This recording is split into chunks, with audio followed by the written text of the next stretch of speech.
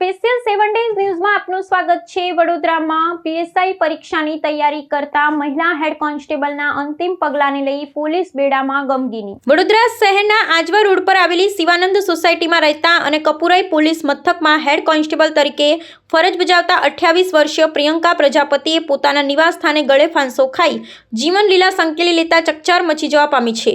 એક તરફ ઉજ્જવળ કારકિર્દી તરફ આગળ વધી રહેલા આશાસ્પદ મહિલા પોલીસ કર્મચારીના અચાનક અને અકાળે અવસાનથી સમગ્ર વડોદરા પોલીસ પરિવારમાં ઘેરા શોકની લાગણી પ્રસરી ગઈ છે। પ્રાપ્ત વિગતો અનુસાર મૃતક પ્રિયંકા પ્રજાપતિએ તાજેતરમાં જ પોલીસ સબ ઇન્સ્પેક્ટર પીએસઆઈની શારીરિક કસોટી ગ્રાઉન્ડ ટેસ્ટ સફળતાપૂર્વક ઉત્તીર્ણ કરી હતી અને મુખ્ય લેખિત પરીક્ષાની તૈયારી અર્થે તેઓ 10 દિવસની રજા પર ઉતર્યા હતા।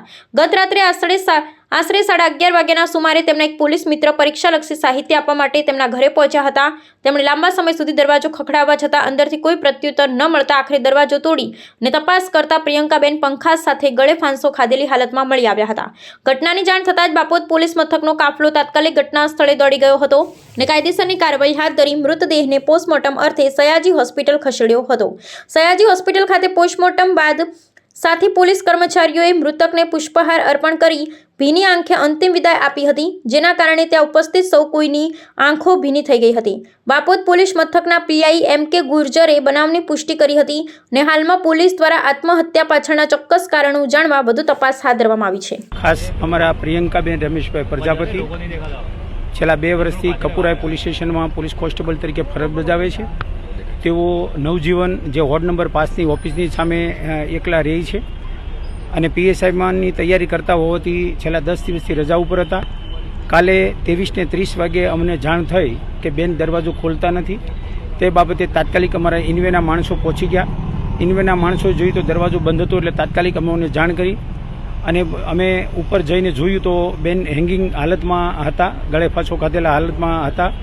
તાત્કાલિક અમે અમારા સિનિયર અધિકારીઓને પણ જાણ કરી, પછી એના વાલી વારસને પણ અમે જાણ કરી અને વાલી વારસને જાણ કરી અને ડેડ બોડી અમે સિવિલ હોસ્પિટલમાં હાલ પીએમ પૂરું થયું અને એના વાલી વારસને અત્યારે ડેડ બોડી અમે સોંપી દીધી છે અને આગળની તપાસ સિંગલ એકલા જ રહેતા હતા।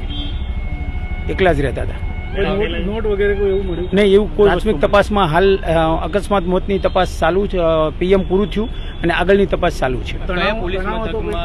કપુરાઈ પોલીસ સ્ટેશનમાં બેન ફરજ બજાવતા હતા છેલ્લા 2 વર્ષથી। કપુરાઈ પોલીસ સ્ટેશન ખુલ્લું તેદુનું એટલે 2 વર્ષ ને કોઈ તણાવની તૈયારી કરતા હતા। બસ આપણે અકસ્માત મોત દાખલ કરેલું।